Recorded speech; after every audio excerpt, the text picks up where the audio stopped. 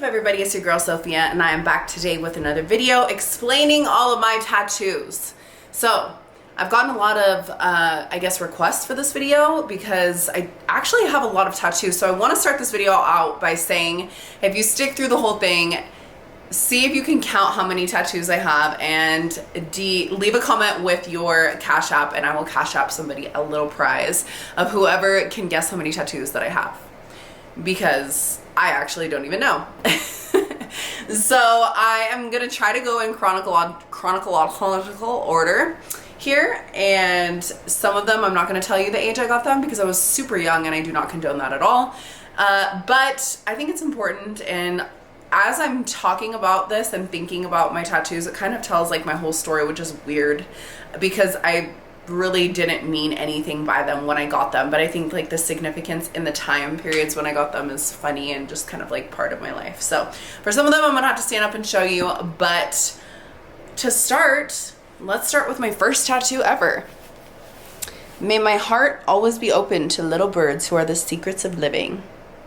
So tell me if you guys know what poet wrote that. What poet, if you know it. And it has a couple little sparrows next to it. Basically, I got that for a couple reasons. Number one, I love that poem, and it spoke to me when I was in, I think, middle school. I don't know why I was reading that, but it spoke to me because I have an aunt, her name is Susie, and everyone always used to compare me to her when I was younger and now, because we look really similar and we act really similarly, supposedly. So my Aunt Susie was a twin of one of my other aunts, and she passed away before I was born. She was involved in a DUI. Someone was drunk driving and hit her, and she unfortunately passed away. My grandma, who I was insanely close with, she was the best. She always used to tell me that before they got the news that there was a little bird at her window, and she was making like lunch or something, and she was cooking, and she was like, why is this bird like not leaving? And she was even like, come on, leave, and the bird wasn't leaving. And so she said that the bird stayed there for a long time, and she got the call about my aunt, her daughter, so you can imagine how horrible that was. And the bird stayed there, she said, for like a couple days. And my Aunt Jan was like, yeah, I remember that, you know. She was older at the time. I want to say she was maybe like 18. And she remembered the bird too. So I also, in my family, they're Catholic, and I do remember them telling me a lot about birds and their meaning of, like, you know, loved ones that have passed on coming back to see you and stuff like that. So that was the significance of that for me at the time. So that was my first tattoo ever, and I was really nervous, and I don't remember it hurting. I don't remember any of my tattoos really hurting. If they do, I will tell you. My next one, I think, was, let's see, I can bend over, this guy here. It says Mary. So I will say that is probably the #1 tattoo that I would get removed, because I was really young at the time, very naive, and I was kind of being love bombed by my biological mother and not my adoptive parents, and her name is Mary. So she and I were finally like in this really like good, cool place, and I was like, oh my god, I love my mom, you know, and I just wanted to like get a tattoo of her name. So I just thought that was a good thing to do, and it wasn't. So I have to live with that every day. And a lot of people ask me like, is that your name? Like, no, why would I tattoo my name? No offense if anyone got that, because that was a thing when we were younger. Like, people always used to get like their name tattooed or whatever. But yeah, so next is this here, the numerals. That is the day that my Aunt Chrissy passed away. It's crazy because, like I said, it kind of shows you guys, or all of my tattoos, as I'm telling the stories, kind of tell a story about my life. And you know, the numbers, and I got those because she passed away that day. My Aunt Chris, I was born in Mexico. There's a lot of questions about that. I will have to do like a totally separate video about that. But my mom was trying to escape a bad situation, and my Aunt Chris lived in Mexico with her husband and her kids, and kind of offered to take my mom in because she was in a really bad spot, and she took care of me, and I don't know where I would be without her. So she battled cancer for 10 years. She passed away in 2012. So it was really, really, really tough for me, and I miss her every single day. She's the most artistic, beautiful, talented person I've ever met in my life. She was a painter, and I get a lot of my creativity, I think, from her, as far as like painting and art and stuff like that. So yeah, she was the best, and she was like very like strong and very funny, and I just remember like the best times with her. So I just got that as a memorial for her. So, you know, it's not the cutest of tattoos. None of these are cute. I don't think, but you know, it's a part of my story. So I think the next one I got was this here. It says Faith, if you guys can see it. And I got that during kind of a weird period of my life. I believe I was in college, so I'm going out of order here because some of these I was a lot younger, some of them I was a little bit older. I was in college, I was a freshman, and I was kind of going through like this period of time where I was super depressed. And I decided to get this because I started going to church again on campus, and I felt really at home and like spiritually connected, and kind of felt like myself, I guess, for the first time in like a really long time. And yeah, so I wanted to get something that wasn't like, you know, like a cross or anything like that, but just something spiritual or whatever, and just remind myself to consistently have faith. You guys know I've struggled with anxiety, depression my whole life, so just, I think getting this, I always would look down on my wrists and be reminded by that. So that was, I guess, if you want a meaning of that tattoo, that was that meaning. And I also don't condone this, but I'm just sharing this with you guys, okay? I got a boy's name tattooed on my finger. I was extremely young, okay? You know, still have love for you, okay? I don't know if you guys can make out what it says, because I did get it covered up by the same guy that did my faith tattoo. I think maybe like in the same day or like the next day with flowers, but you can still see the name.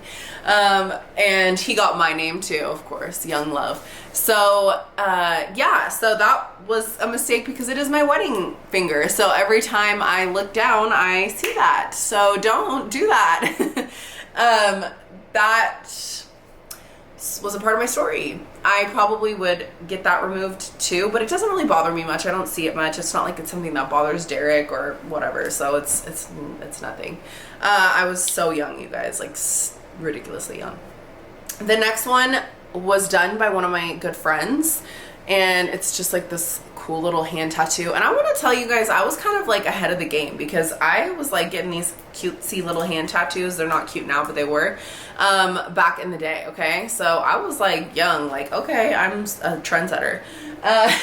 But yeah, so I got that one done, and that one actually kind of hurt like a biatch, you guys. I don't know why, like all the little line work is fading now super, but I still like this one. I don't know, just reminds me of a cool time in my life. I'm gonna move on to the next one here. I think this is the next one. It says Isabel. I mentioned her before. You guys have asked a lot about who that is. I think you could see it really well in one of my videos or something. Isabella is my grandma. Isabella is my middle name. And she was the dopest grandma ever. And especially, you know, growing up with a really unstable like mother, she was always there for me, and so were my aunts. Obviously they played a huge part in my life and still do. And she just was always there for me, like to take care of me when I was younger, if ever needed. If my adoptive parents weren't there, or, you know, whatever, she was always there. We always had this special bond, and she would always tell me, sorry to any of my cousins if you guys are watching, but she would always tell me, like, don't tell anyone, but you're my favorite grandchild. And so I always kept that with me because it was just really special. Her and I would stay up and watch The Late Show. That was like her favorite thing. And I would pull pranks on her every single night. Like, she would be dozing off to sleep, and I would put on like something over my head, like a bowl or something, and like come in and go, wow, and scare her, which is so mean, but I was young. So she was like the best. So funny, the funniest woman in the world. very strong. I've posted pictures of her. She was in the war. She was just a badass. She had a million kids and she, you know, she was just a really good grandma. She was the best. So she passed away. I believe I was, I must have been like 12 or 13.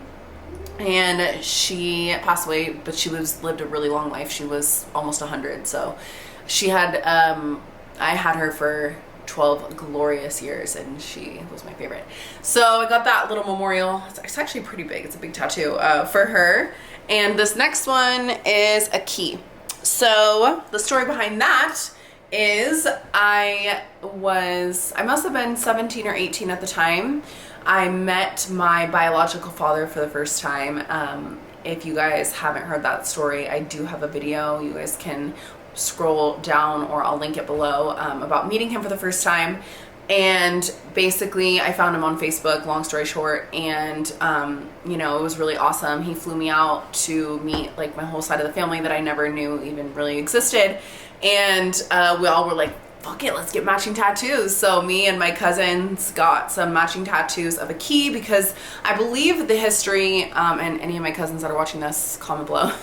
I believe the history behind that was that like their grandma, my grandma too, but I never knew her, would wear like a key necklace or something like that. It was a significance to her. So we all got that, and then my dad actually got my name tattooed on his arm at the same day. So it was a pretty cool experience, something that I will definitely remember forever.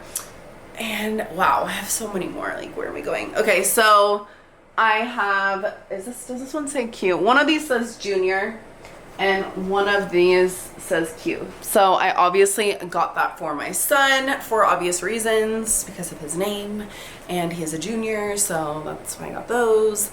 And those tattoos were very painless, which is weird and brings me to this. Yeah, that says chill. Can you all see it? So yeah, a lot of people don't know that I have that. I got that when I was really, really young as well. And I think it's pretty funny because a girlfriend and I both got it. And we just thought it was hilarious because we were like the total opposite of chill girls. Like, we were very like high anxiety, like crazy psycho, whatever. So we just did that like as a reverse psychology joke. So I still think it's funny. But next I will address the elephant in the room, which is love and lust. I don't know which one is on which. So there was a point in my life where I'm gonna be 100% real with you guys. I think I saw a picture on Pinterest and I had never seen girls with tattoos on the backs of their legs. Like, that's how young I was, like, ever. Now I see them all the time. Trendsetter, just kidding. But those were extremely painful, so I do not suggest that. And I had to take like 16 breaks. But I got those done in Kansas, I believe. And I was like, oh my God, I love them, so cool. But I also think they were, I don't know, a little bit attention seeking maybe without me knowing at the time. I thought I was just being cool and different. But I've always really been into like tattoos, piercings, stuff like that. I used to have a dermal here. At the same time I had that. I had one here, now I have one here. Just because, I don't know, I've always just really been into like, you know, like, okay, you can be pretty and beautiful or whatever, but can you also be kind of a badass? So yeah, that's the significance of that.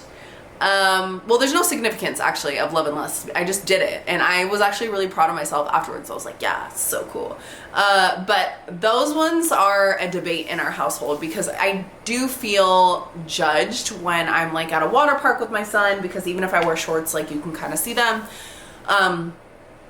And you know, they're not the classiest tattoos. So those are a debate if I would ever get them removed, but they're really big and I honestly think they're just kind of a part of my story, so I'm gonna leave them.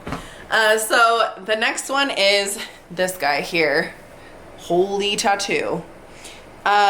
Originally it was just these 3 roses and they looked horrific. Sorry to the guy that did them, because I did it in like someone's basement. Like, come on guys. it was like, looks like a prison tattoo. So, and then my friend Justin that lives in North Carolina, still tattoos, he's awesome. He fixed it. So he did his best to like kind of cover up how bad the roses looked, and we added an anchor and a compass just because of, I don't know what I was thinking with the nautical thing. I think he maybe like suggested it and we just kind of rolled with it. So that's where that one was. And now let's see, what am I missing? Do I have anything here? No. Okay, so I have one I can't show you that is on my behind. That was done by my best friend at the time. We bought our own tattoo gun off of Amazon when Amazon was like first poppin'. And I think we drank a fifth of peppermint schnapps, and I tattooed an S on hers and she tattooed a K on mine. It's still there, okay? It looks like a faint pen line, but it's a big ass K, like right on my cheek. So I do have that one as well. And I think that I'm done. Am I done? Let me check. So the other one I have is right here. I don't know if you guys can see it. It says 22. That one is my most recent tattoo. I got that because the day that Derek and I's baby was supposed to be born was August 22nd, which is actually coming up.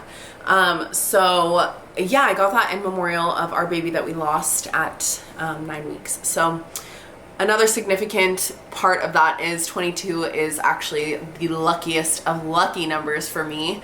Every time I play roulette or just in general, it's my angel number. Like I look at the clock all the time. When I was pregnant, I would look at the clock 222, 22, my gas mileage 22, just everything 22. So yeah, so that was the significance of getting that. I just wanted a little tribute to my baby that I lost, and also it's just a lucky number for me, which Derek is always kind of seems like an unlucky number every time I like don't hit on roulette and after we lost the baby, but I still believe that it's my angel number. I see it all the time and then good things happen, so I still believe in that.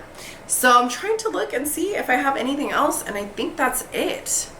Am I missing anything? No.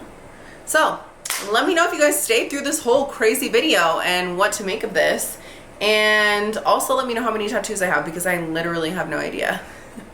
Okay, I love you guys so much, and I hope I cleared up all of your answers about how many tattoos I have and where they are and what they are. Love you guys.